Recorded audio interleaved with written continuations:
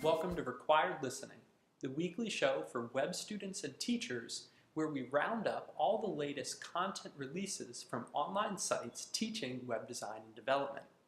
I'm your host, Zach Gordon, and I teach WordPress at the amazing online school Treehouse. However, before this, I taught web design in the classroom, and I know what it's like to rely on resources like Treehouse to educate both myself and my students. My goal with this show is to help students learning on their own, as well as teachers teaching the web in the classroom. It's been about a year since the last episode of Required Listening, and with our slightly modified format, I wanted to dedicate the first episode back to reviewing and looking at some of these sites online that are teaching web design and development.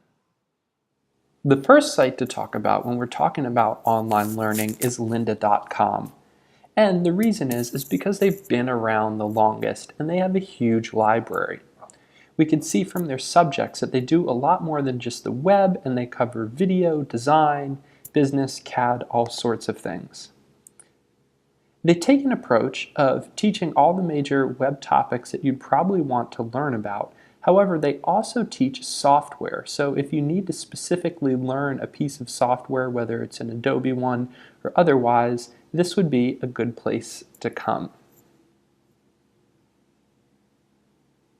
The thing to note though about Lynda is that all of these courses are going to be taught by different people here.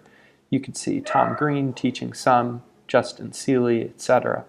So you're going to get slightly different quality for each one. However, they're all pretty substantial and pretty long, and they've got a nice interface for following along with all of the content. To sign up with them will cost you a little bit, and you can see that their basic $25 a month package is probably where you would start getting unlimited access. Especially as a student or as a teacher, this would be fine, although if you are a teacher and can get group membership, that's great. One of the other reasons lynda.com is really popular is because a lot of community colleges, as well as full-time, full-year colleges, four-year colleges, give all students and teachers, or at least teachers, access to lynda.com. So if you have access, great resource there. Next one I want to talk about is Udemy, which like lynda.com publishes from a lot of different types of authors. So we could see from here that, again, they're covering a range of different topics, but we can jump in specifically and check out their web design courses, seeing again that each one is taught by a different person. So you're going to get different quality here. And the pricing scheme is a little bit different. You could see that this course is $19, whereas this one is $150. So it depends on the teacher and the content covered how much you're going to end up paying. They have a great website for following along online, as well as getting the downloadable files and all of that. Then we come over to Treehouse, the great company that I work for, and Treehouse is a little bit different because it has all of its own teachers. And when you follow along in the app, it's a pretty consistent experience of all the different courses and content you find. And you could either take the approach of learning individual courses at a time or jumping on a track and being walked through the library step by step. Hey there. Along the way, you'll earn cool badges, get points to go along with your profile, and it's really cool how these profiles are beginning to be recognized more and more in the industry, along with your resumes and your portfolio sites when you're applying to companies. So there's a great community there for folks wanting to learn over at Treehouse, and again, we'll teach mostly